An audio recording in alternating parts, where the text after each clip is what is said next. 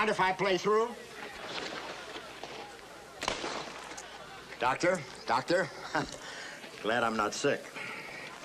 Director John Landis, today on Pop Goes the Culture.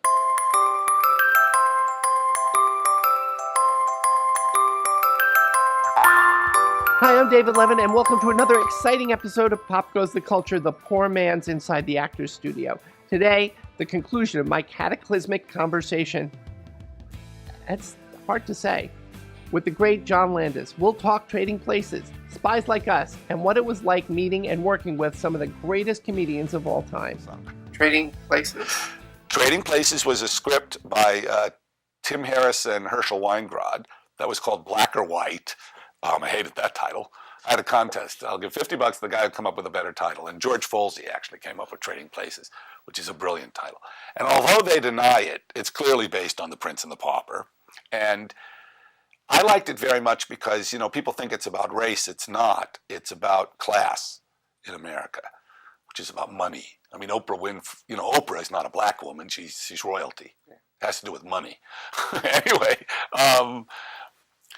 so it was a great script, and again, the studio hated my cast. Paramount hated it. They were very upset I hired Jamie Lee Curtis. She had only done horror pictures, and I'd met her doing actually a brief documentary on horror films, which she hosted, and she was sexy and smart, and I just thought unusual. I was given that script, and it had to go very quickly, and I was pleased to have it. And Eddie Murphy had been this phenomenon. Eddie's from New Jersey, and he went to comedy clubs at 19 or 18, and at 18, and then at 19 he was on Saturday Night Live. He had no struggle. Eddie was instant. And when he was in 48 Hours, the studio tried to fire him off that picture. They were very unhappy with the dailies, and Walter Hill fought for him. And as you know, when 48 Hours previewed, Eddie went through the roof, and the studio said to me, "What about Eddie Murphy?" And of course I said, "Who?" "He's from Saturday Night Live." Well, for me, if I'm up after 11 on Saturday night, I'm not home. And if I'm home, I'm sleeping. So, for a couple of years, I used to get calls Sunday from John Belushi. "Did you see it?" "No, John." "Fuck you," bam, like that, Anyway. Was it Richard Pryor and Gene Wilder? It was written for Richard Pryor and Gene Wilder. And I felt, I have to preface this by saying how much I admire both. I really do. But they were a little old and tired for this part, I felt, at that time. And Gene Wilder, who I have nothing but respect for, just is not a Gentile. This Louis Winthrop III is a serious Gentile. He's like that Philadelphia lockjaw thing, and I needed a guy. I needed someone who was really white. And I'd seen Danny make fun of someone once at a dinner party. Danny's a brilliant mimic, as is Eddie. And so I knew he could do it. And what happened was, it's complicated, but the studio came to me and said, "Would you use Eddie Murphy instead of Richard Pryor?" And that was a way to sort of get out of the whole thing. I said, "Well, let me meet him." And I went to New York and met him, and he was fabulous and great. And I said, "Of course, I'll use Eddie Murphy." And then I was given a pretty free hand once I got Eddie Murphy, although, 48 Hours hadn't come out yet. So they lowballed us on the budget. That was a very low-budget show. We shot in Philadelphia and Manhattan. We shot there Manhattan because Eddie was on Saturday Night Live. Very much, when I made Animal House, John was on Saturday Night Live, so I'd only get him 2 days a week. He would fly in, or 2 or 3 days a week. He would fly in on Sunday. I'd shoot him Monday, Tuesday, and he'd fly out Tuesday night. So it's an amazing schedule. So we were in New York shooting the interiors, most of the exteriors in Philadelphia. And just the story about casting is interesting. I'd met Jamie, and I knew how sexy she was. Her DNA is, Tony Curtis and Janet Leigh. If she didn't have that body, it'd be a crime. So and Jamie's smart and funny, and I thought, I need this character of Ophelia is this total male fantasy.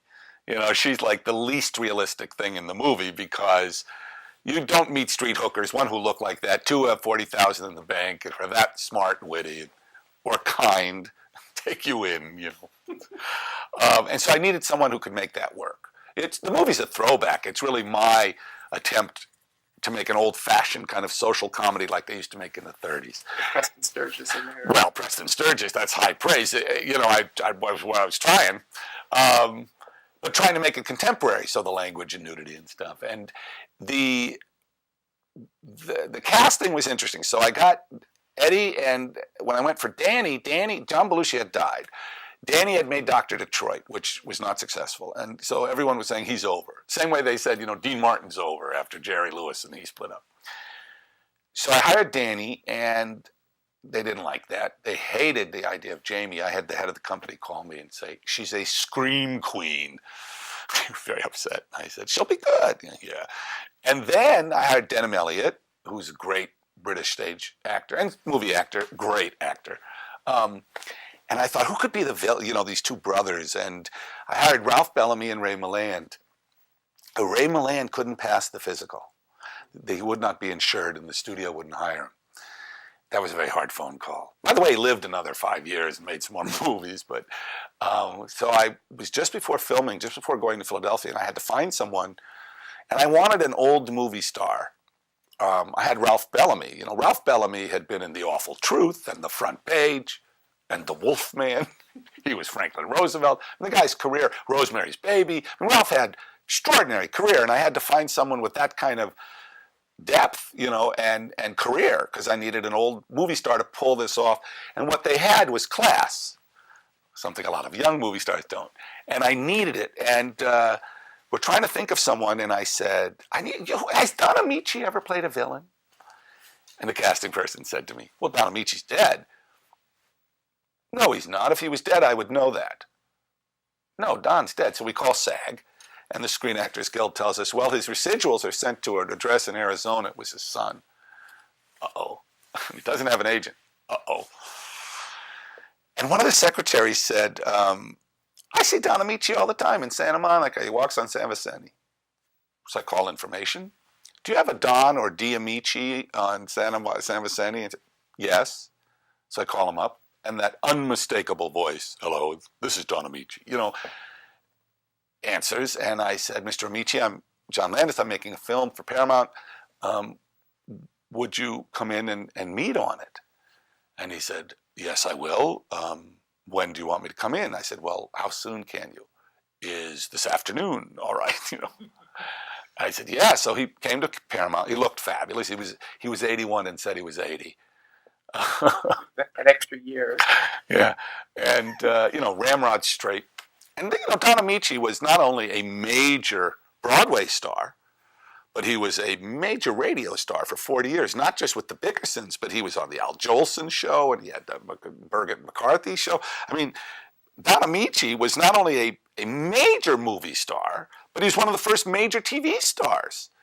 I mean, this guy had a extraordinary career that ran the gamut of the history of the business. And I was sitting there, and he, you know, he's very formal. And I said, well, what do you think of the script? Because we messengered the script. He said, well, I was dismayed by some of the language, but I quite liked it. And I said, well, I'd like to offer you this part. And he said, well, don't you want me to read for it? I said, no, Mr. Amici, no, I'm giving you this part. And he said, well, thank you very much. And then he immediately negotiated his own deal. He gets same billing and whatever Ralph Bellamy gets. Now, Ralph had never stopped working. We later learned, in Philadelphia, I learned, Don had not been in a film in 14 years. His last picture had been The Boatniks for Disney with Bob Crane. And I was so taken aback. I said, Don, I mean, he had done dinner theater and stuff. I said, why did you stop making movies? And he looked at me and he said, they stopped calling me. It's a tough business.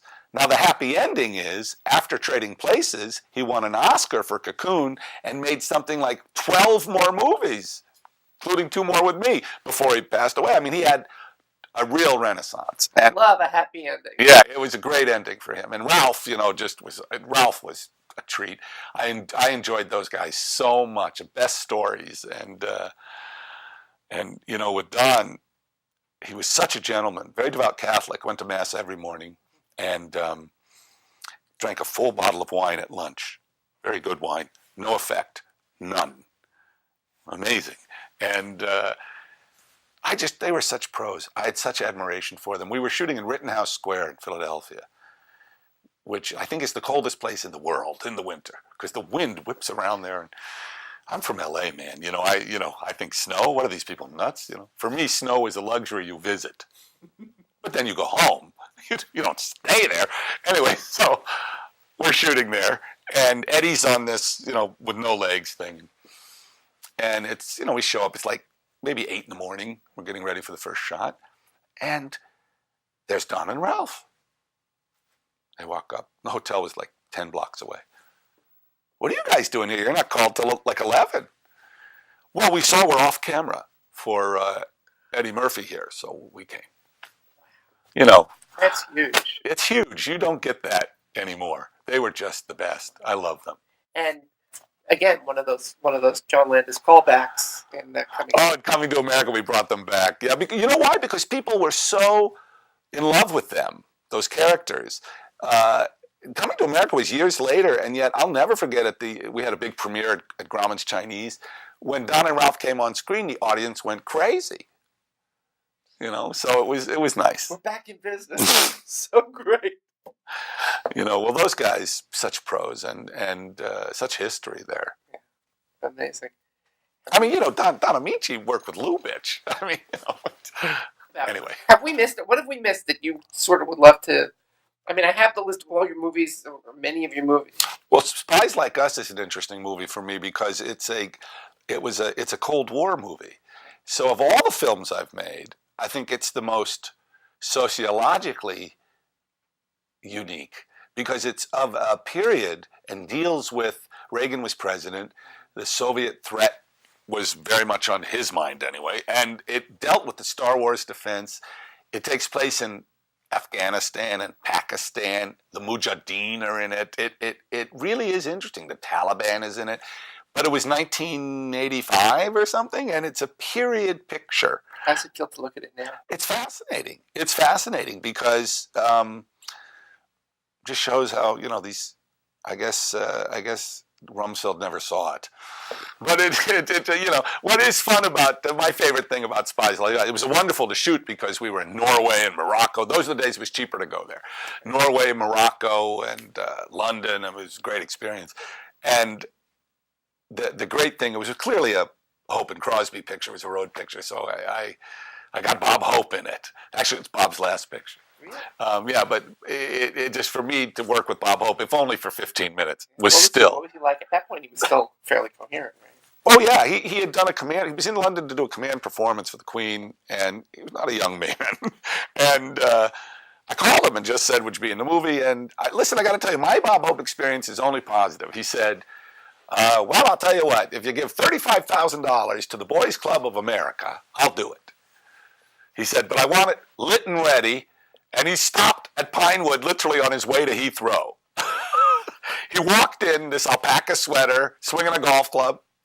I mean, he's wearing what he wore when he walked in. And we had 2 cameras lit and ready, and I just went in and I told him what to do, and he said, no, show me.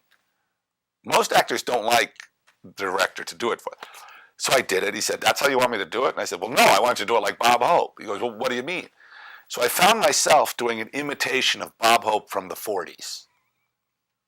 Doing this thing, and then Bob goes, I got you, and then he does it, one take, and I realized later why it's so good. He's doing an imitation of Bob Hope, so he's like the young Bob Hope in it. He's terrific, and it was like, you got it, thank you, good night, everybody, I'm out of here.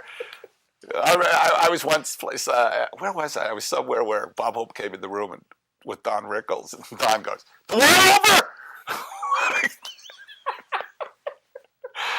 But I've had an interesting career because I've been very privileged. I did this series of Diet Coke commercials for Latin America with Jerry Lewis. I worked with George Burns and Bob Hope, Don Knotts. I mean, and Don Rickles, and I've Don Amici, a lot of Dons, all the Dons, Don Corleone. No, it's just.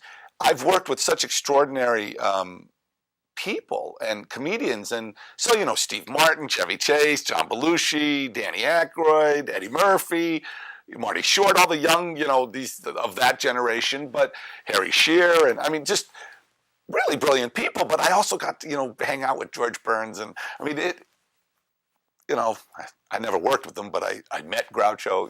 It's like, I just, when I was growing up in LA, I went to my orthodontist rather, in Beverly Hills, and I was 11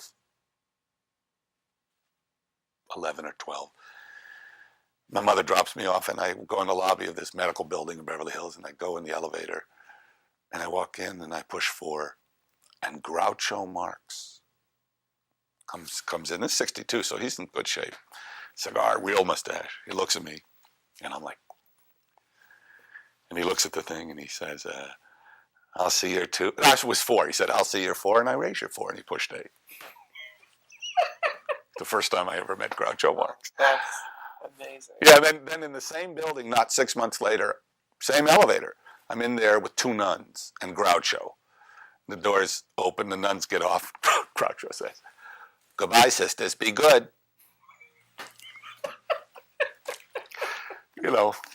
I was working with George Burns. I doubt you'll use this, but it's it's just when you deal with certain people with their delivery. And I did this thing on the back lot of Universal with George Burns, and it was very hot. And he worked from a teleprompter. He was young. He was 94 or something. And the teleprompter broke, and he worked from a prompter brilliantly, by the way. But so he couldn't work. We couldn't work. So he went into his trailer, But the trailer was so air conditioned. It was like 110 outside, freezing inside. He got a chill. And we were very worried, so he went to the doctors. He comes back from the doctors. I can't do George, but he just set me up, But I said, "George, what'd the doctor say?" And George said, "Well, John, he said he needed a urine sample, a stool sample, and a blood sample." And I said, "Doctor, take my shorts." And on that note, John. All right. What other movie did I? Oh, I want to tell you a very quick Spies Like Us movie. Yes. Of a story, okay. Which is, you make movies, he came to me and talked about coming to America. At this point in my life, it's interesting what movie meant something to what person, and they come up to you in this movie. Well, I was at a film festival in Karlovy Vary in the Czech Republic a couple of years ago, and the distinguished critic of the Czech Republic says to me, "Mr. Landis, I have to tell you, one of your films was very essential to my life and very important to me." And I'm thinking, I wonder what Spies Like Us. I'm thinking, yeah? Why? Well, he grew up in Prague during the Soviet occupation. And it was very serious. There were tanks on the streets, and it was very oppressed. And his father apparently somehow pirated Spies Like Us off of one of Murdoch's cable channels or something, and they had a bootleg tape. And they used to have people over, and they'd watch this bootleg tape of Spies Like Us, and I'm thinking, like, what? But it was because he said it was so free and, what was the word he used? It was free with its ridicule, he said. It made fun of the Americans, it made fun of the Russians. It did things they were not allowed to do, and they found it very freeing. And the movie was really important to him. And I just thought, wow, I would never have thought that in a million years, that Spies Like Us would be a touchstone movie for somebody. So you make movies and they go out and it's like, goodbye, they go out and have a life of their own. You never know what's going to, Yeah. Okay, that's it for now. I'm David Levin. You can follow Pop Goes the Culture on Twitter at PopGoCulture. Facebook, email me at popgoestheculturetv@gmail.com. And don't forget to subscribe. Please just push the button. I'm here with a new interview every Monday. Thanks for watching. We'll see you next time.